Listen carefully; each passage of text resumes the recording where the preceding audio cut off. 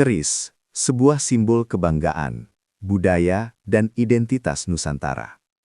Selama berabad-abad, keris selalu diselimuti narasi yang luar biasa. Narasi yang hampir seluruhnya berbau mistis. Kita mendengarkannya dari kakek nenek kita. Konon, keris bisa terbang sendiri, kebal terhadap senjata tajam, mampu menaklukkan lawan hanya dengan sentuhan. Bahkan mengandung entitas gaib atau jin. Ia dipandang sebagai benda pusaka dengan kekuatan spiritual yang melampaui logika. Namun, mari kita berani. Mari kita tinggalkan sejenak kepercayaan lama itu. Dan gunakan kacamata ilmu pengetahuan modern. Bagaimana jika saya katakan, kekuatan luar biasa keris bukan berasal dari dunia tak kasat mata? Bagaimana jika kehebatannya yang melegenda, itu sebenarnya adalah hasil dari teknologi metalurgi, ilmu rekayasa dan strategi psikologis yang sangat maju, yang telah sengaja disembunyikan di balik selubung narasi mistis. Kita akan menemukan bahwa rahasia terbesar keris bukanlah sihir, melainkan sains. Sains yang dikuasai penuh oleh para empu, pandai besi, Nusantara, jauh sebelum Eropa. Mari kita bongkar kecerdasan leluhur kita. Kunci utama kekuatan keris terletak pada teknik pembuatannya yang unik, yaitu pamor. Pamor bukanlah sekadar hiasan atau ukiran artistik. Itu adalah bukti dari penguasaan material dan rekayasa bilah yang tidak tertandingi pada masanya. Keris tidak terbuat dari satu jenis baja. Ia adalah paduan kompleks antara besi, baja dan nikel, yang ditempa dengan teknik layering, pelapisan, yang mirip dengan Damascus Steel Global, tetapi dengan ciri khas Nusantara. Para empu kuno akan melipat dan menempa logam-logam ini secara berulang. Bukan hanya puluhan, tetapi bisa mencapai ratusan kali lipat, menghasilkan ribuan lapisan tipis yang saling tumpang tindih. Secara teknis, proses pelipatan ini memiliki fungsi krusial. 1. Peningkatan kekuatan. Baja yang keras disatukan dengan besi yang lentur. Hasilnya adalah bilah yang memiliki kekuatan pukul tinggi, namun tetap fleksibel dan tahan patah saat digunakan dalam pertempuran sengit. 2. Homogenitas material.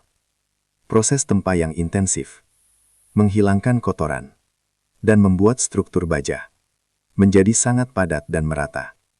Lebih mencengangkan lagi, riset menunjukkan bahwa nikel yang digunakan empu di Jawa seringkali berasal dari nikel meteorit, logam, yang berasal dari luar angkasa. Logam meteorit ini memiliki komposisi nikel yang sangat murni, memberikan bilah kualitas yang jauh lebih unggul, dan membuat pola pamornya berkilauan. Narasi bahwa keris jatuh dari langit atau ditempa di kayangan secara literal adalah metafora untuk bahan baku ekstraterestrial dari luar angkasa yang ditemukan oleh leluhur kita dan diolah menjadi senjata mematikan. Ini adalah keajaiban sains, bukan sihir. Mengapa keris tidak lurus seperti pedang pada umumnya, melainkan memiliki kelokan atau look? Apakah look itu murni estetika? Desain look pada keris bukanlah hiasan, melainkan teknik rekayasa, luka yang brutal namun sangat efisien. Keris dirancang untuk gerakan menusuk sambil menyayat atau mencungkil. Bentuknya yang tidak teratur, ganjil, misalnya look 7 atau look 13, memastikan bahwa luka yang ditimbulkan di tubuh lawan bukan hanya tusukan bersih, tetapi luka sobekan jaringan yang parah, sulit dijahit, dan memperlambat proses penyembuhan. Di medan perang, luka seperti ini bisa melumpuhkan lawan secara permanen, jauh lebih cepat. Ini adalah ilmu ergonomi tempur yang canggih. Selain look, keris juga berfungsi sebagai senjata biologis kuno. Meskipun tidak semua keris, banyak yang dilapisi dengan senyawa kimia berbahaya, terutama arsenik, melalui proses yang disebut warangan. Warangan berfungsi sebagai pelindung bilah, tetapi arsenik yang terkandung di dalamnya memastikan bahwa jika lawan terluka, racun akan masuk ke aliran darah, mempercepat kematian atau infeksi.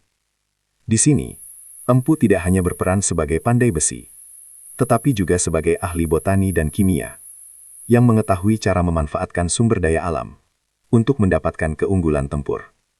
Kehebatan keris semakin kuat ketika kita menganalisisnya dari dimensi psikologi perang dan politik kekuasaan. 1. Keunggulan psikologis. Di medan perang, saat lawan melihat bilah keris yang berkilauan, dengan pola pamor yang unik, dan bentuk look yang mengerikan, hal itu seketika menciptakan ketakutan mendalam dan demoralisasi yang luar biasa. Keris berfungsi sebagai alat intimidasi. Narasi bahwa keris itu sakti memastikan bahwa lawan sudah kalah secara mental, bahkan sebelum pertempuran dimulai. 2. Simbol status dan legitimasi. Di lingkungan istana, keris pusaka bukanlah sekadar senjata. Ia adalah sertifikat kekuasaan yang tak tertulis.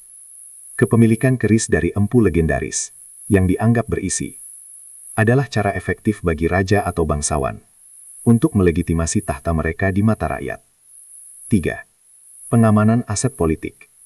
Narasi bahwa keris pusaka memilih tuannya, atau bahwa ia akan membawa bencana jika dipegang oleh orang yang tidak sah, secara logis adalah sistem pengamanan aset kuno yang efektif.